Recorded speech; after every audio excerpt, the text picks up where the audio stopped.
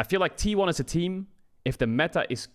if you look at T1 as a team last year, at MSI, the meta wasn't great for them. They got sucked into meta reads like the Nautilus and the Kindred and the Kha'Zix playstyle. It didn't work for them. But then you get to Worlds, you look at the meta for Worlds, and I think it was basically perfect for them. I also think Worlds 2022 meta was perfect for them because I feel like Keria is quite a reliant player when it comes to meta. So that's just T1 as a team. But yeah, I think Owner's a solid jungler. I had problems with him when it came to playing around bot side. But yeah, Canyon gapped him pretty hard in that finals. Owner got caught here and there completely randomly. And Owner is just like really good, you know? I don't know. I feel like some T1 players turn it on when it comes to internationals. And the two players on T1 who turn it on in internationals are Faker and Owner. Listen, I'm going to give you a quick rundown of my opinion of the T1 players, okay? And you can agree or disagree, okay? Zeus. Okay. Zeus is in the Shy arc. Faker and Owner step it up like shit at internationals.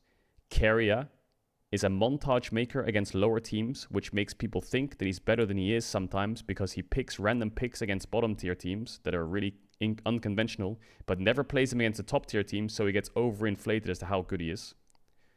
But if the meta fits him perfectly well when it comes to range support meta, he is a really strong player, and he's probably one of the best range supports in the world.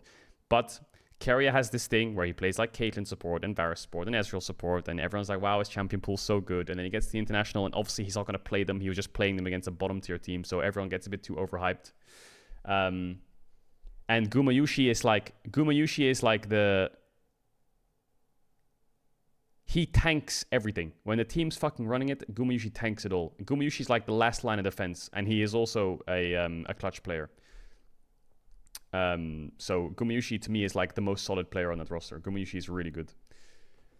But yeah, like I said, if the meta suits Keria well, he is insane. But yeah, I feel like sometimes he gets a little bit, I don't want to say overrated, but people lose their minds a bit too much, including myself, when he plays random shit and then he never plays against top teams.